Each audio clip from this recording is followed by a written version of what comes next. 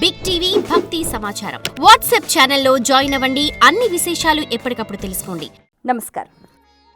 ఆండాళ్ తిరువలిగలే శరణు. 10వ பாசுரம்.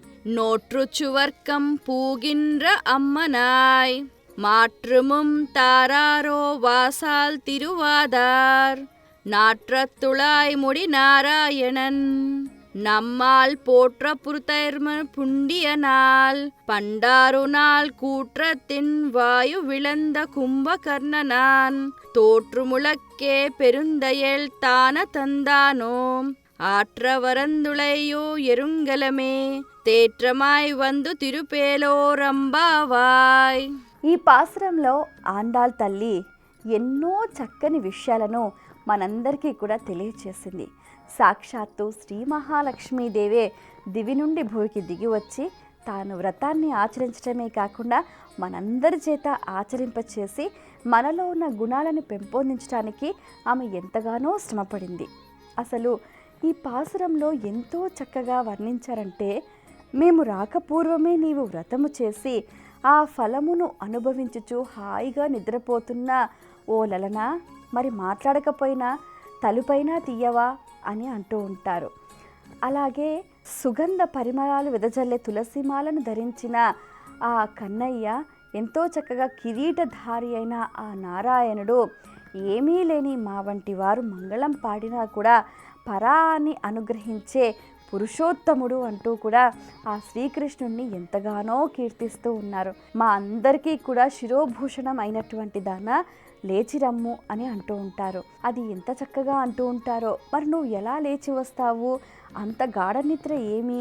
కుంభకర్ణుడు మరణించేటప్పుడు ఆ నిద్ర నీకేమైనా సమర్పించాడా అంటూ కూడా నిట్టూర్పులు ఉడుస్తారు.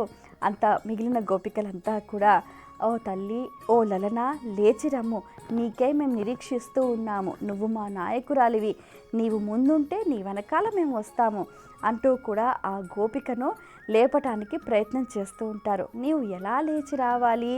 గాఢమైన నిద్ర నుండి మేల్కొని ఆ తరువాత స్థిమితపడి మెల్లగా గడియ తీయుము, నోరు తెరిచి మాట్లాడుము, నీకై మేమున్నాము, శ్రీకృష్ణుని గుణగణాలను కీర్తిస్తూ ఆ కృష్ణుని చేరుకునే మార్గంలో మేమంతా కూడా నిలుచుని ఉన్నాము, మనందరం కలిసి కూడా పరా అనే సాధనను పొంది ఆ శ్రీకృష్ణుని చేరే ప్రయత్నం చేద్దాము అంటూ కూడా ఈ పాసురం అందలి సారాంశం అన్నమాట. ఇందులో మనం తెలుసుకోవాల్సిన విషయాలు ఏమిటి అని అంటే, ఇక్కడ మేము రాకపూర్వమే నీవు నోము నోచి ఆ ఫలమును అనుభవిస్తున్నట్టుగా ఉన్నావా అని అంటూ ఉంటారు. ఇక్కడ నోము అంటే ఏంటి అర్థము అంటే శరణాగతి, సర్వస్య శరణాగతి అన్నట్టుగా అన్నమాట.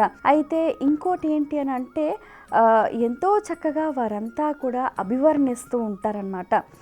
ఏమని? నోరు తెరిచి మాట్లాడుము అని అంటూ ఉంటారు. అంటే ఇక్కడ ఏంటి? మాట అనేది మంత్రము. అయితే నువ్వు తలుపులు తీయకపోయినా కనీసం నోరు తెరిచి మాట్లాడు అని అంటూ ఉంటారు. ఇక్కడ తలుపులు కవాటములు అంటే మనం ఇంతకు పూర్వం కూడా ఒకసారి వర్ణించుకున్నాం. ఏంటి? మోహంతో కూడిన అహంకార మమకారాలు అవన్నీ కూడా వదిలేసి ఎంతో చక్కగా మృదు మధురమైన నీ మాట అదే మంత్రంగా మాకందరికీ కూడా అందించు అని చెప్తూ ఉంటారు.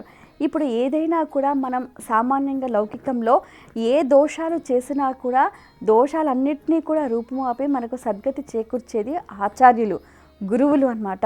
మరి ఇక్కడ వీరంతా ఏమంటున్నారు? మా అందరికీ కూడా శిరోభూషణమైన దాన లేచిరమ్ము అని అంటూ ఉంటారు. అంటే ఏంటి? పాపం ఇక్కడున్న వాళ్ళందరికీ ఏమీ తెలియదు, ఎలా చేయాలో తెలియదు, కానీ ఒక్కటే తెలుసు, కృష్ణుణ్ణి చేరుకోవాలి. అది తప్ప ఇంకేమీ తెలియదు ఆ గోపికలకు.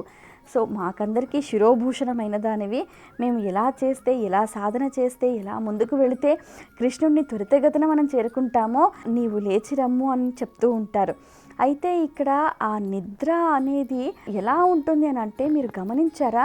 తీవ్రమైన సాధనా స్థితిలో ఉన్న వాళ్ళను మనం గమనిస్తే వాళ్ళు ఏంటంటే మనసా వాచా కర్మణ సాధనలో ఉన్న యోగులు కానీ తపస్సులు కానీ చూస్తే వాళ్ళకు మాటలు, మనం మాట్లాడింది కానీ వాళ్ళకి ఏవి మాటలు ఎక్కవు, చెవులు వినిపించవు, అసలు వాళ్ళు స్పృహలోనే ఉండరు, శరీర స్పృహలోనే ఉండరు వాళ్ళు.